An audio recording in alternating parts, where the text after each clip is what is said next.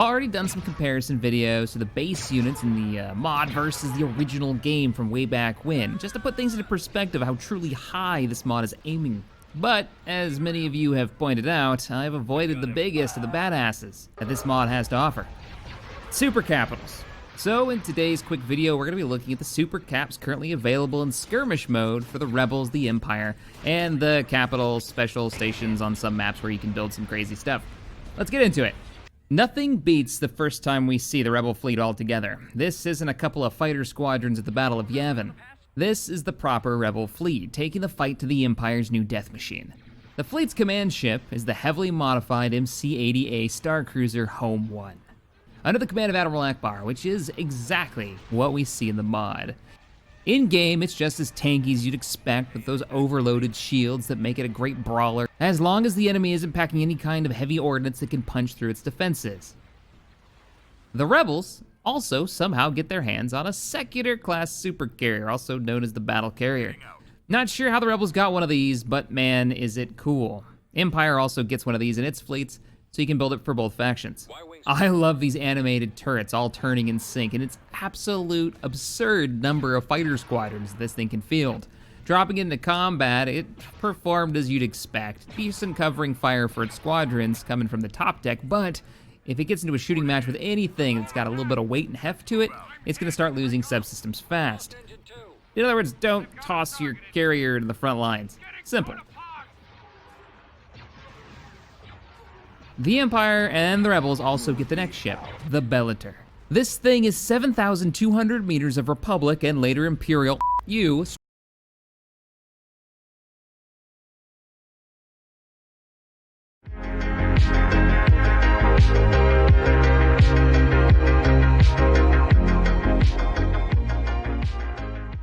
Hey guys, this is Eckhart Slaughter. Hello and welcome to another Halo lore video. And today we'll be doing one of my favorite things, talking about capital ships, and specifically one capital ship that I think the UNSC really could have used. But first, before we look into specifics, there are some realities of space combat during the Human Covenant War that we need to address. First of all, the UNSC almost always lost to the Covenant. The Covenant just had more numbers and better technology. What's more, even despite relatively thick armor on UNSC capital ships, most times a vessel would be destroyed by a single shot of a Covenant energy weapon. On that note, unlike the Covenant, the UNSC relied primarily on magnetically accelerated projectiles as well as more standard ordnance to inflict damage, as opposed to the aforementioned energy weapons. Speaking of magnetically accelerated projectiles, that brings us to the MAC, a pretty incredible but simple weapon. Basically, a slug is accelerated to extreme speeds and slammed into an enemy. The larger ship-based MACs could cut through most Covenant cruisers, or at least challenge their shields, while orbital defense platforms could one-shot almost any enemy ship in existence. On that note, it seems like the power of the accelerated projectile essentially scales up with the size of the vessel and probably the amount of power available. MACs were often aided or fired by AI, and as we see in Halo 2, Cortana could control an orbital defense platform's MAC independently.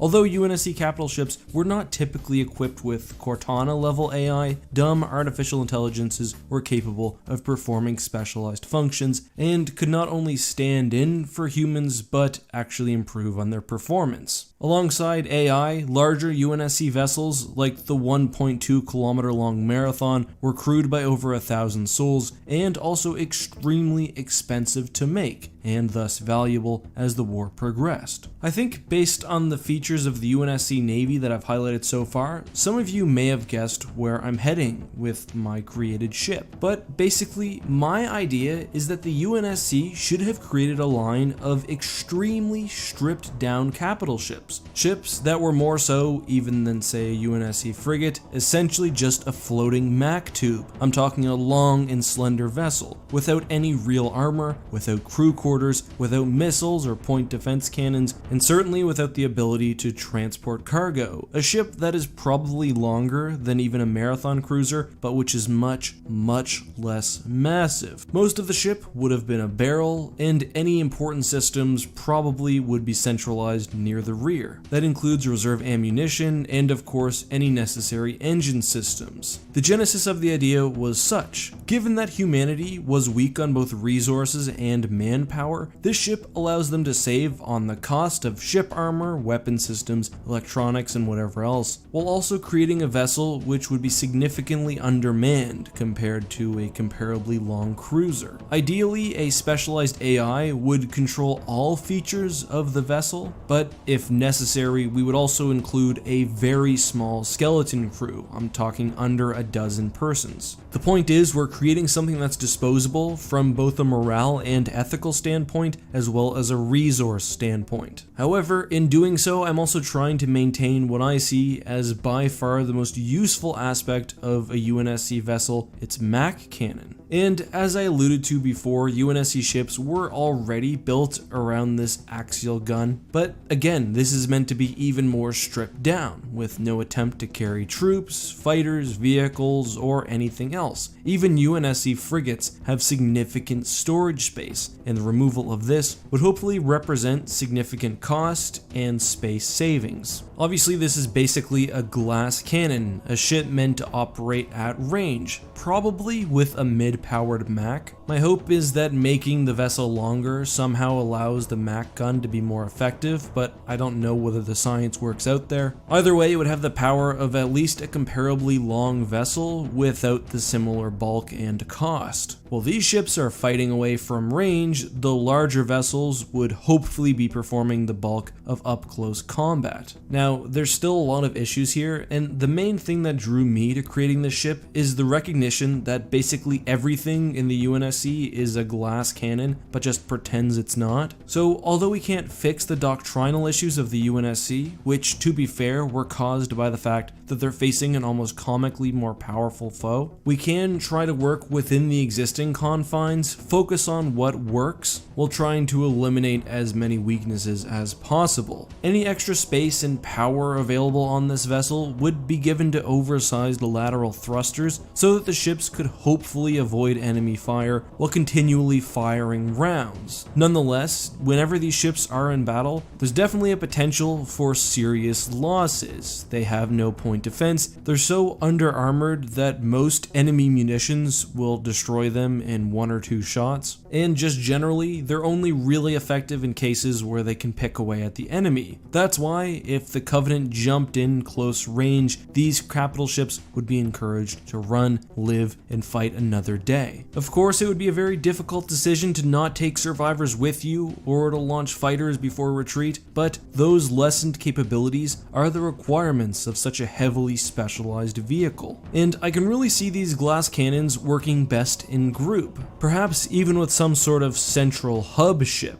This vessel wouldn't really be armed, but would carry long-range probes so that the vehicles could be effective at range. They would have extra central processing power for the onboard AI, and maybe they would even carry some starfighters. The idea would be to coordinate fire amongst sniper ships so that one vessel could chew away at Covenant shields while the other would lay into the now vulnerable hull. While I do think this could work, I am making some assumptions, and there's some hopes that I think are also necessary if we're going to assume that these vessels will be effective. First of all, I'm assuming that the MAC is not, by far at least, the most expensive portion of a UNSC ship, and that by skimping on armor, weaponry, fighter carrying, and cargo systems, that we will be saving a significant amount of money. I'm further assuming that a long and slender MAC could still generate enough power to be effective at range and deadly. Again, we're not looking for a super MAC or anything like that, but we should be at least in cruiser territory. I'm also assuming that onboard ship AI could perform the majority, if not totality, of the ship's function, and that if any crew is needed, it could be kept under a dozen or so persons. So there's a few benefits here. I think one is the focus on range, which well suits the UNSC. I'm hoping that when combined with the drones, AI, and central processing unit available from the hub ship, that these would be situated to fill a unique